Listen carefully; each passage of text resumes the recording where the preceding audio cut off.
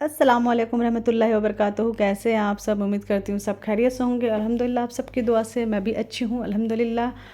और अल्लाह पाक आप सबको भी अच्छा रखे, अपने हिफ्ज़ ईमान में रखे, सलामत रखे, जो भी परेशानी मुसीबत है सब दूर हो जाए।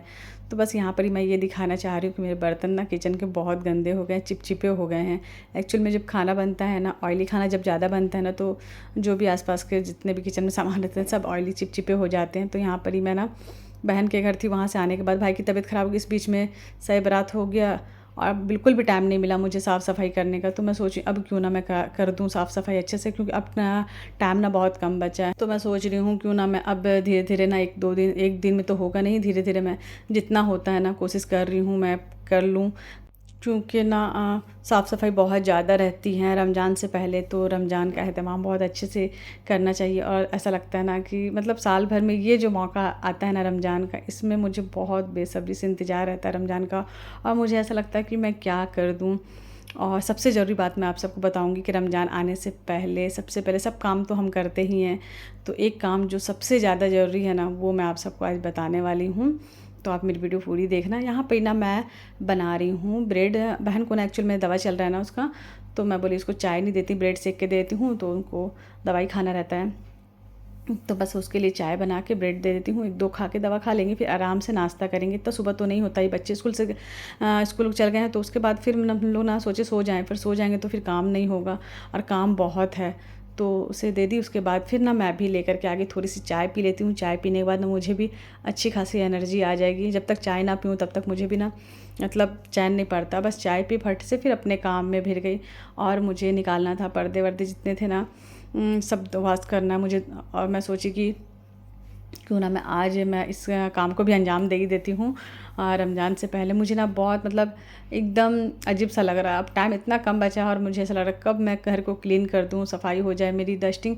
क्योंकि जितना बड़ा घर रहता है ना उतना ही काम रहता है। सिर्फ इंसान को ना अगर किसी को सज़ा देना तो बड़ा घर बना दो और उसको फिर उस घर में छोड़ दो, फिर वो उसके लिए सबसे बड़ा सज़ा होता है। उसका मेंटेनेंस करते करते ना आप थक जाएंगे। पता है आप मतलब मेरे को कभी कभी ऐसा लगता है ना मुझे कि मैं क्या करूँ, किधर किधर करूँ, एक तरफ करती हूँ दूसरी तरफ वैसे ही हो जाता है। तो मैं इतना मैनेज करने के बाद भी ना नहीं हो पाता, फिर भी नहीं कर पाती हूँ, हर तरफ नहीं हो पाता है।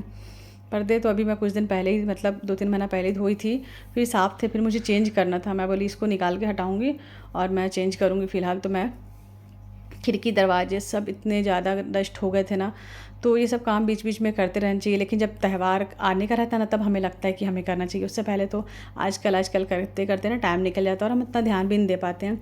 और एक्चुअली मैं अकेले हो जाती हूँ ना टाइम से, फिर नाश्ता खाना, बच्चों का स्कूल, फिर झाड़ू पोछा सब करते करते मुझे ना एक्स्ट्रा काम करने का ना टाइम ही नहीं मिलता। फिर भी मैं बोली नहीं अब तो करना ही पड़ेगा, एनी हाउ कैसे भी मुझे ना करना ही है।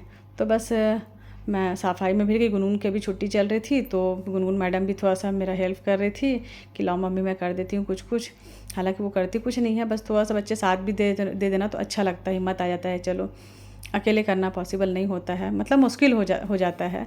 करने से तो इंसान बहुत कुछ कर सकता है, करना चाहे तो क्या नहीं कर सकता, और औरत क्या नहीं कर सकती है। तो बस यहाँ पे लगी थी मैं साफ़ सफाई करने। जब बच्चे स्कूल चल जाते हैं ना तो वो उस टाइम ना बहुत सुकून लगता है। और बच्चे जब घर पे रहेंगे ना तो आप कुछ नहीं कर सकते, इधर से मम्मी उधर से मम्मी, हर 2 मिनट उन लोग को कुछ ना कुछ चाहिए रहता है, खाना पीना। तो घर ना बहुत ज़्यादा ना गंदा हो गया था काफ़ी टाइम से। मुझे याद नहीं है कि मैं कब धोई हूँ मैं, तो मुझे लगा कि नहीं मुझे ना धो ही देना चाहिए। धोने से ना अच्छा क्लीन हो जाता है, अंदर जो कचरे रहते हैं ना अंदर कोने कोने में ना वो निकल जाते हैं।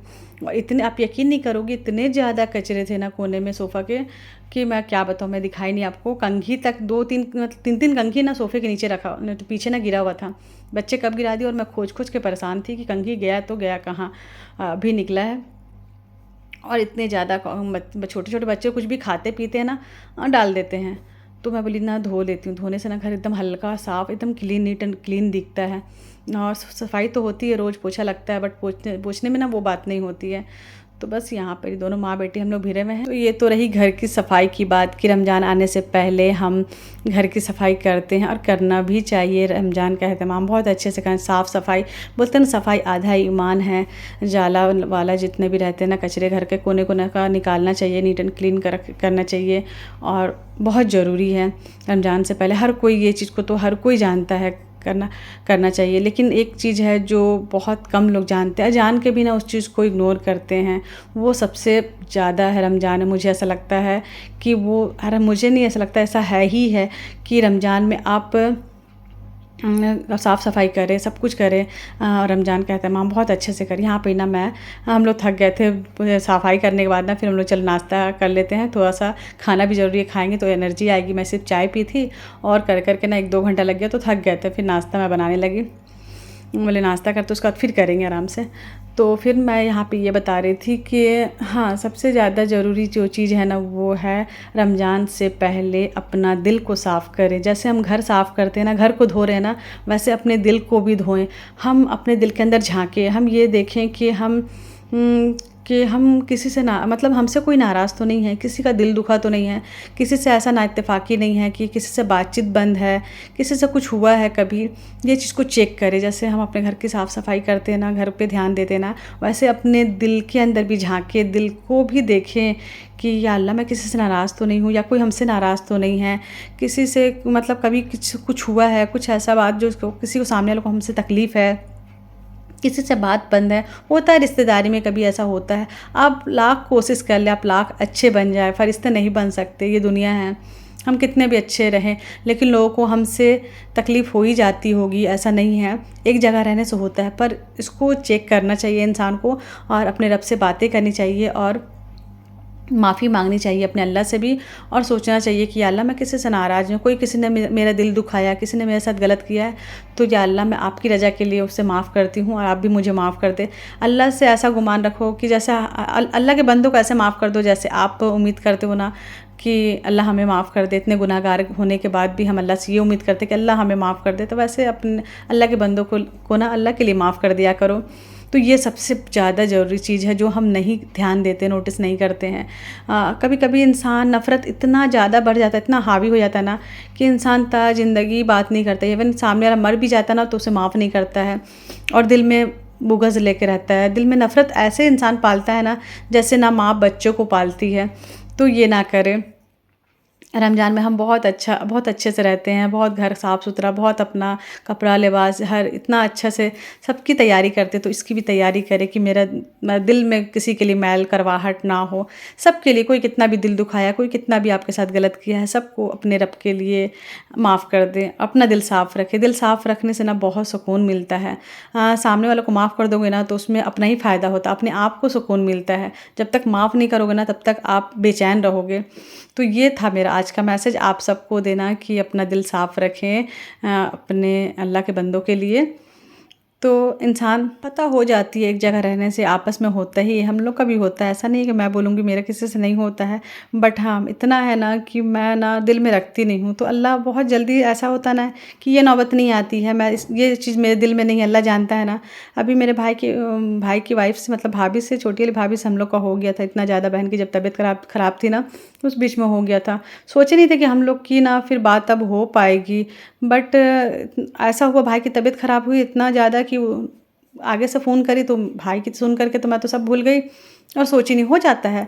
और सोची भी थी या अल्लाह फिर रमज़ान में हम लोग बात नहीं कर पाएंगे ना, इतना ज़्यादा हो गया है, अच्छा ही लगता है ना, नहीं होना था। मतलब उनकी भी गलती थी, हमने भी बोल दिया, हो जाता है एक जगह रहने से। इंसान छोटी है, कुछ ऐसा कि जो हम लोग को अच्छा ही लगा, बहनों को, दोनों बहनों को, तो हम लोग भी बहुत उनको बोल दिए, तो हो जाता है। हम लोग का पूरा मतलब ऐसा था कि अब ख़त्म ही, अब फुर्सत, पता नहीं कब बात होगी। तो इस चीज़ के लिए हम लोग गिल्टी फील भी हो रहा था, एहसास था ना दिल में।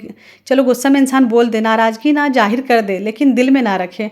तो मेरा ऐसा ना कि मैं दिल में नहीं रखती हूँ, मैं जाहिर कर देती हूँ। मुझे गुस्सा लगा, उनकी गलती थी, मैं बोल दी, लेकिन मैं दिल में उस चीज़ को नहीं रखती। फिर ख़त्म हो गया। शब बारात से ही पहले तबीयत ख़राब हुई भाई की, हम लोग गए शब बारात में, अभी आए, मिले, माफ़ी वाफ़ी मांगे, हो गया। तो गिले शिकवे एक जगह रहने से इंसान हो जाता है। इंसान खता का पुतला है, कोई फरिश्ता नहीं है। लेकिन दिल को साफ़ रख के अगर थोड़ी सी इबादत करेंगे ना तो अल्लाह पाक बेशक कबूल करने वाला है। तो दिल को साफ़ रखें, बेहिसाब जन्नत में जाएंगे। तो ये था मेरा आज का ब्लॉग। रमज़ान आने से पहले आप सब जिससे भी नाराज़गी है और जो भी तकलीफ़ है उसे दूर कर दे, अल्लाह के लिए, अल्लाह की रज़ा के लिए माफ़ कर दे, सबको माफ़ करने वाले बने, माफ़ करना सीखें।